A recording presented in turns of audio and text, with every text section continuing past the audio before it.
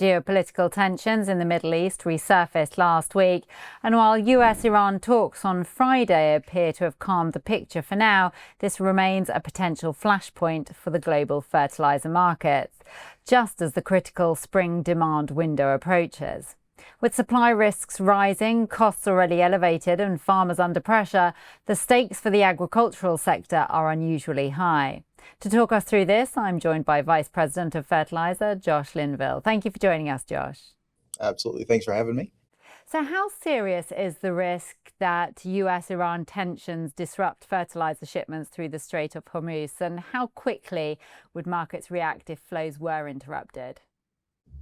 Yeah, I'd say today we're still looking at this as a low probability event. There's a lot of conjecture, there's a lot of movement by both sides of this conflict, but really when it comes down to it, the chances that we're going to see an out and out fight that causes shipments to the Strait of Hormuz to stop or slow significantly, I think that's pretty low. But given the importance of the fertilizer market, specifically on the nitrogen, a little bit on the phosphate side, it's something we do need to watch, and it could not be happening at a worse time of year. A lot of the northern hemisphere is getting ready for spring season. Of course, you got markets like Australia who are also ramping up and getting ready for their application season here in a couple months.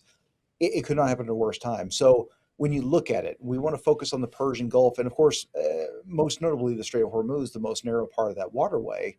When you think about who is on or behind that waterway, well, three of your top 10 global urea exporters sit back there, have to flow their product through that waterway. Three of the top 10 global anhydrous exporters sit back there. Saudi Arabia, one of the top five global phosphate exporters, sit there. So, again, this is a very, very low probability event.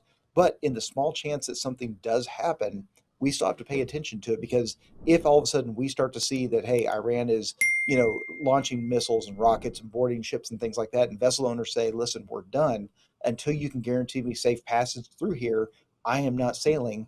The world's going to focus on oil. And in fact, that's what we've seen Iran already do, is start to board oil vessels. We've not seen anything for fertilizer, but if fertilizer starts to get affected, I don't want to say the impact is going to be immediate, but it's going to feel very, very immediate. With China expected to stay out of phosphate exports until at least August 2026 and production costs surging, how tight do you see global phosphate and nitrogen markets becoming this year?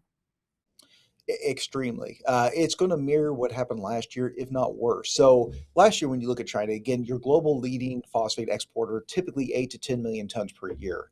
Last year, they only exported just a little over 5 million ton.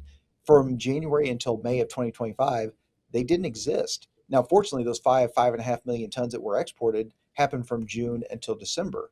So everything that we have from the China marketplace so far right now is that they won't return until August of 26, the earliest. So if last year was bad, this year will be worse, presuming they hold to this. We'll wait and see what happens after the Chinese New Year. And then you start to look at the cost. We know anhydrous prices are very, very high. We've also been seeing sulfur prices ratcheting higher as well.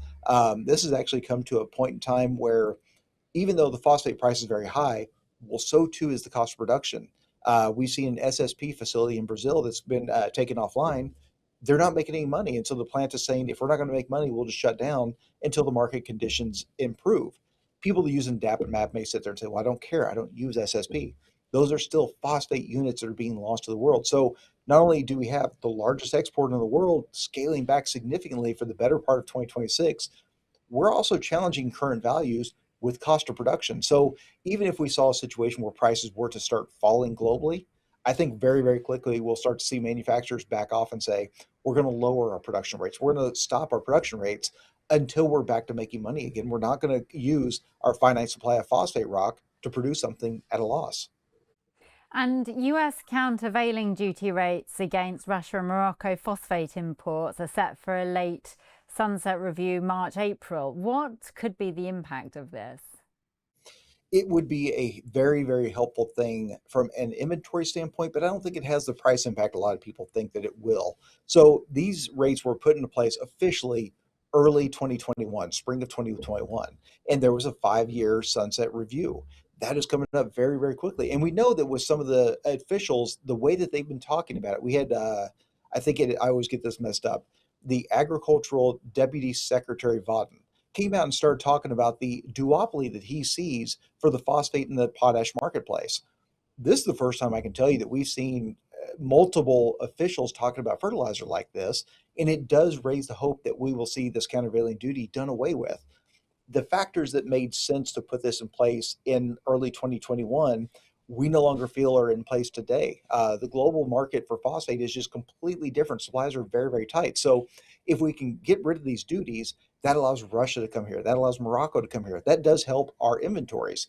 But for that camp that's sitting there saying, oh, this is going to correct phosphate prices significantly lower, we are already seeing NOLA back in line with a lot of the world pricing, which is what we would normally historically see.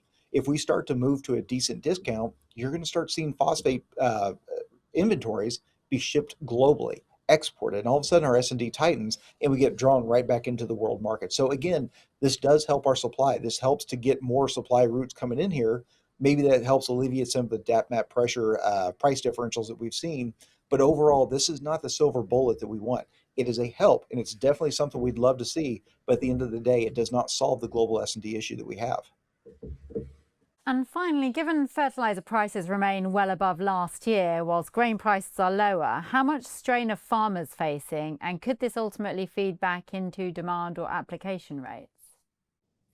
It's immense, and it is across every major fertilizer with the exception of potash. So looking at the numbers last week, to close out last week, urea, NOLA, 60 higher, UAN, 60 higher, DAP and MAP were $30 and $70 higher. Potash remains the only input, major fertilizer input that's decently priced. It's only $7 higher year over year, which is why we continue to be surprised when government officials call out the potash market. It's literally the only potash or the only fertilizer we've seen that's acting quote unquote correctly.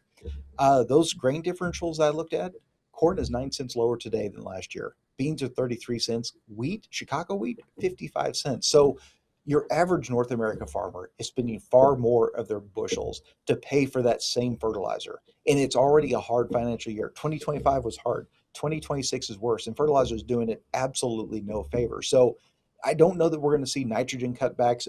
There's a very direct correlation. You lower your nitrogen application, you're going to have an effect on yield. Phosphate, potash, if a farmer's got to make a cut, those are two of the first places they're going to look. And that's something we're going to be watching very, very closely over the next 45 to 60 days. Well, thank you very much for your insights once again, Josh. Great to catch up with you. Thank you. For more videos like this, please do like and subscribe.